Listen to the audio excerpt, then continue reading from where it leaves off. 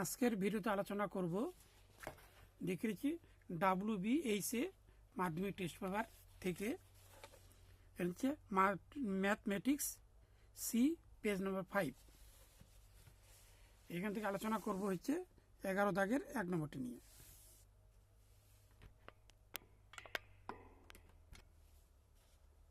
এখানে রয়েছে 2.5 সেমি ব্যাসার্ধ বিশিষ্ট ও কেন্দ্রীয় বৃত্ত অঙ্কন করো। এখানে কেন্দ্রীয় বৃত্ত একটি অঙ্কন করতে হবে। আমি দেখিয়ে দিচ্ছি। এখানে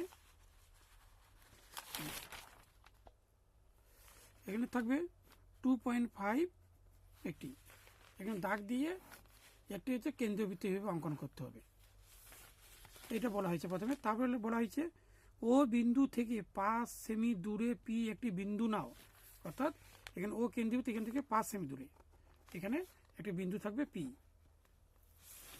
তারপরে পি বিন্দু থেকে ওই বৃত্তের দুটি স্পর্শ অঙ্কন, অর্থাৎ এখানে একটি সমদ্বিখণ্ডিত করতে হবে। এখানে দাগ দিয়ে এখানে এইভাবে থাকবে, এটা পুরোটা বৃত্ত থাকবে। এই বৃত্ত থেকে দুটি স্পর্শ এইভাবে একটি থাকবে, এইভাবে একটি স্পর্শ থাকবে। এই দুটি স্পর্শ অঙ্কন করতে হবে। এখানে আমি দেখিয়ে দিচ্ছি। এখানে 2.5 সেমি আর হচ্ছে 5 সেমি এখানে দেখিয়ে দিচ্ছি। এখানে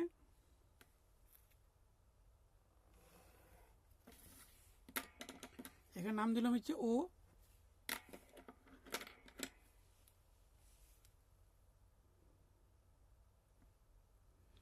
থাকলো 2.5। এখানে একটা বৃত্ত অঙ্কন করতে হবে। এরপর বলা আছে এখানে ও বিন্দু থেকে 5 সেমি দূরে একটি পি বিন্দু, অর্থাৎ তাহলে এখান থেকে ও বিন্দু অর্থাৎ 5 সেমি মাপটা নিতে হবে।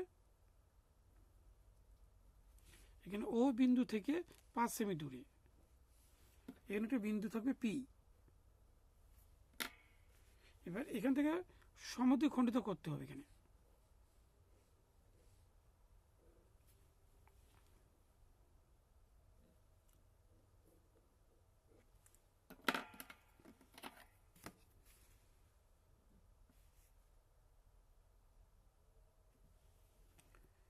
সমদ্বিখণ্ডিত করলাম।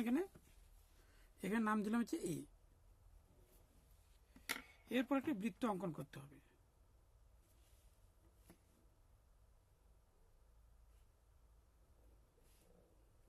যেহেতু দুটি স্পর্শক আছে জন্য পুরো একটা সম্পূর্ণ বৃত্ত অঙ্কন করতে হবে। তারপরে পি বিন্দু থেকে একটি স্পর্শক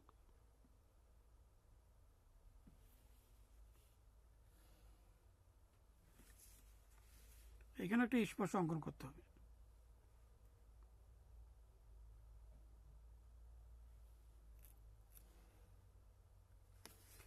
স্পর্শক এখানে নাম দেওয়া হলো পি, এখানে নাম দেওয়া হলো কিউ।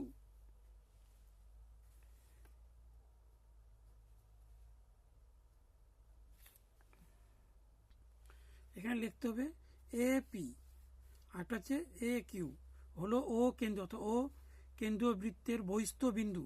এখানে পি হবে, আর বলে দিচ্ছি এখানে